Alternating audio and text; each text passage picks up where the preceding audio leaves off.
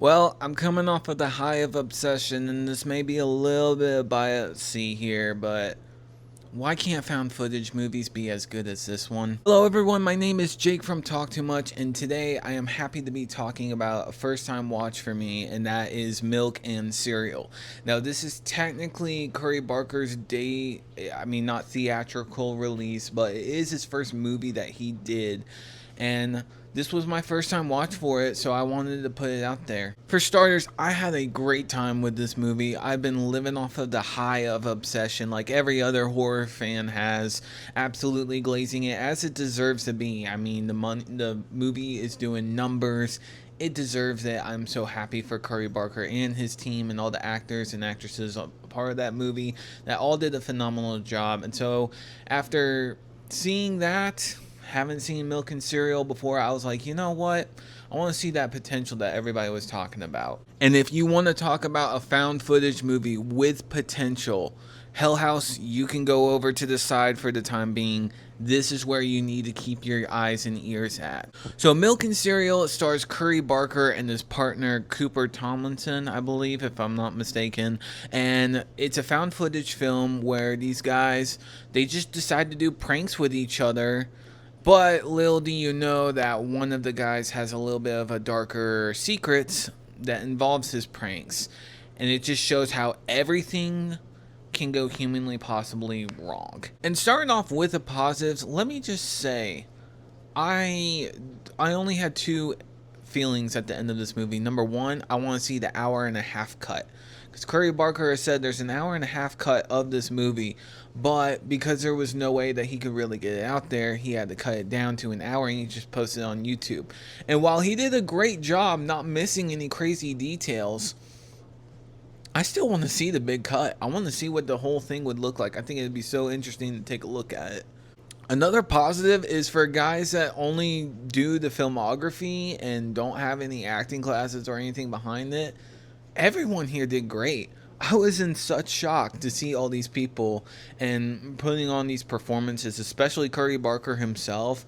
Him playing Milk and what his character was inevitably to become was great. I had so much enjoyment out of it. I was in such shock. Seeing the found footage go back and forth as to what this whole thing has been building up to between what originally was Milk, his best friend Seven's prank, how that completely backfired and blows up, and instead Curry Barker has his prank, Milk, and how that collides in, and then what the ending of this movie is supposed to be. It was great, and this man knows how to do an ending. It's a lot better than most people do. Another positive is the found footage was used great. It wasn't used too aggressively. It had a little bit of back and forth, but just a nice little small text is all you really need to understand what the timeline of these events going on for. I originally watched The Ring, and that's what was supposed to be for my first time watch video, and coincidentally enough, they kind of did the whole thing of the timestamp, and even though it's for different reasons, I got so much boredom out of The Ring watching it with Milk and Cereal. I kept wanting to know what was going on every single day, and I was more interested in the story as it kept going along. So with all that being said, for my positives, this is where I lean towards my mixes. Now, my mixes are, this is a found footage movie, so you can tell the budget is very restricted. Not in a negative way, but I'd be willing to bet if these guys had more money under their belt, they could have done even more with it, and that would have been exciting to see. With what they use, I think it was like an $800 budget. It works really well, and there's no hate towards that.